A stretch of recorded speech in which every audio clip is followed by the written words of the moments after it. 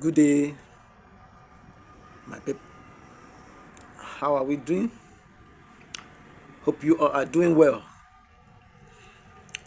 Please, we'll be talking about very important matter today,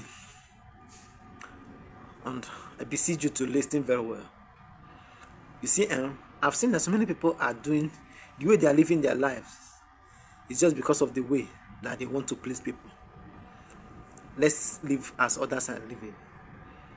Let's just do like others, and that has really affected so many lives. You understand? And it's very bad, very very bad. Because of this, I want to talk about virginity. You see, I've come to realize that so many people are not proud again to say I am a virgin. Many people. In fact, literally everybody. They are not proud, are not bold again to talk about their virginity. When you mistakenly tell somebody that I'm a virgin, the person will just finish you up. They will just tell you something like, are you okay? Can't check yourself to know if you are right. Can't check yourself to know if your body is okay. How can you tell me that you are a virgin at the age of 25? Can you tell me you are a virgin at the age of 20? I think, what is the meaning of this? When does sexual purity becomes a crime? When? And when you, as a man, when you just tell somebody that I'm a virgin and I decided to keep myself for God and I want to live a pure life, I don't want to pollute myself, I don't want to involve myself in any sexual immorality, the person will tell you you are not okay. So we are, and sometimes when we hear these kind of words, when we hear those kind of things from people, we some people will feel down. They will feel like, oh, are you sure I'm doing the right thing? So they decided to involve in that so that they will suit the society. You understand? You see, some people are not even proud again because if you mistakenly tell your fellow girl, your fellow boy that I'm a virgin, the person will just finish you up. That I'm sexually pure. You see that people will be telling you, are you sure you're sexually active? Are you sure you can do this? Please go and check yourself. And it's very crazy. It's very crazy. It's very crazy. We don't encourage moral again. We don't encourage sexually purity again. Sexual purity is tempting something that we cannot do again with. And people are not proud again to say it. Because if you say it, people will finish you up. And it's now assumed that now being sexually active is that you should be involving in sex. When, how? Who propounded that law for us? And people that have decided to keep themselves for God or for themselves, for their husband or for their wives, and they look stupid. You understand? They look stupid in the eyes of men and women, especially the women. When you see a woman that is a virgin, and when she mistakenly says, and people will finish her up. And some men are even not helping matters. Imagine, for instance, now when you want to marry somebody and the person is keeping herself for her husband. Unfortunately, the type of husband she meets will be the type that thinks that being active, it means you should be doing it every time. And once they hear that this person is a virgin, they will run away and say, no, I don't want it. I need somebody that will give it to me, bus. And as if to say, that's how to determine the people that are sexually active. That somebody is keeping him or herself does not mean that the person is not sexually active. I can tell you for free. I met somebody that he met his girl that he wants to marry. Two of them dated for like 1 month. The guy did not ask for sex. You understand? So, and when the girl visited the boy for the first time, the guy was just, they were just gisting, normal gisting. How are you doing? How to school? How all these things. And as they were talking, the girl was just examining the boy, but the boy doesn't know. So after everything, the girl sent the boy a message.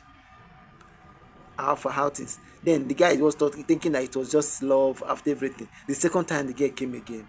So in the second time, the girl was expecting the boy to sleep with her. But because of the fact that the boy has decided not to pollute himself, he decided to live a pure life.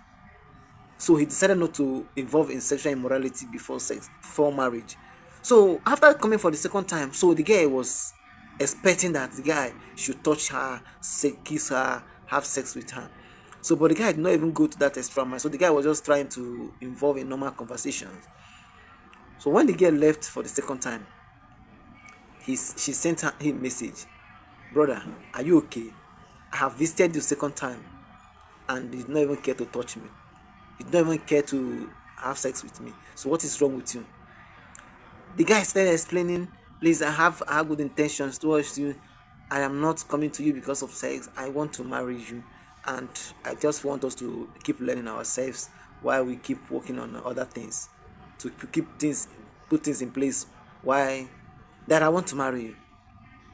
So why are we in a hurry? And then the girl asks again, have you had sex before? The guy said, sincerely, I've not. I made up my mind that I will not have sex until I get married. Though my first sex will be from the girl I'm going to marry as my wife. The girl said, no, I can't do it with you. I can't do it with you. How do I, that I need to test you and know if you are sexually active before I will accept to marry you. It became a problem. Oh. Like this, it became a problem. This guy tried all he could to convince this girl, I'm sexually active. Just that I made up my mind. I made a vow that to God that I will not indulge in any sexual immorality until I marry. That no woman, no lady will see my nakedness. The only girl that will see my nakedness is my wife. The girl said, no, it's not me and you. I want to test you to know how you are sweet or bad. I was like, when the guy was complaining to me, what will I do? I say, I asked the guy, what is your choice? What do you want to do now? You see, unfortunately, sometimes we try to please some people against our own decisions. You understand? Sometimes we try to make things right on our own way without thinking that those things we are doing they are against our own personalities. For me, I can't do whatever that is against my way to please you. I can't. But unfortunately, because of pressure and some other things that the guy could not withstand, so he decided to subject himself to some people's decisions. So when he accepted, so when the girl came, he said, okay, no problem, since that's what pleases you, let's do that.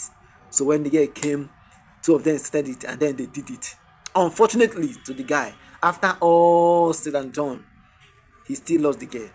The girl did not stay with him again. Do you understand it now? And at the end of everything now, this guy has broke his vow.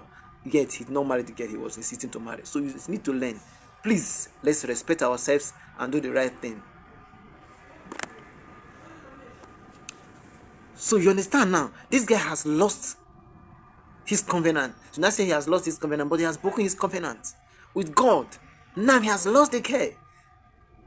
You see now? You see now? See, I am not saying that I am not condemning anybody. I'm not condemning anybody. But I'm trying to let you know that you should understand. Don't have all this flexible mindset that people will try to push you around, try to manipulate you with their emotions. I want to test. Now he has tested you. She has tested you and said that you are active now, but you have lost the girl again. See, God cannot be mocked. You should have pride. You should have personal pride that the girl cannot stay with you. Then let her go. If the only way to test if you are active, if you are a good husband, is to text you sexually, then the person should go. You can't do that to me. You can't. No, I'm telling you, you can't. You can't manipulate me.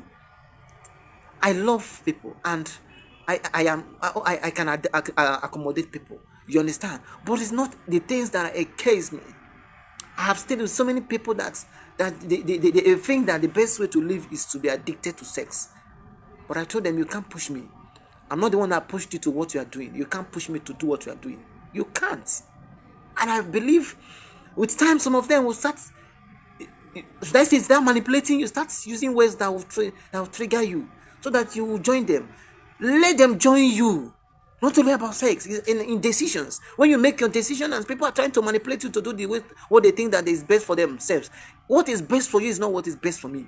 And I have made up my mind that once I take time to make decision about my life, about my future, about my destiny, nobody has the right to manipulate me. If you give me your own advice, I will sit down and weigh it and know if it is something that fits to my own decision. If it doesn't fit, I will discard it.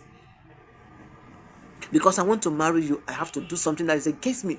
A covenant I had with God, I had to break it because to please you. And at the end of everything, let me tell you, there is nothing you can do and become successful in life that is outside Christ, outside God. You can't.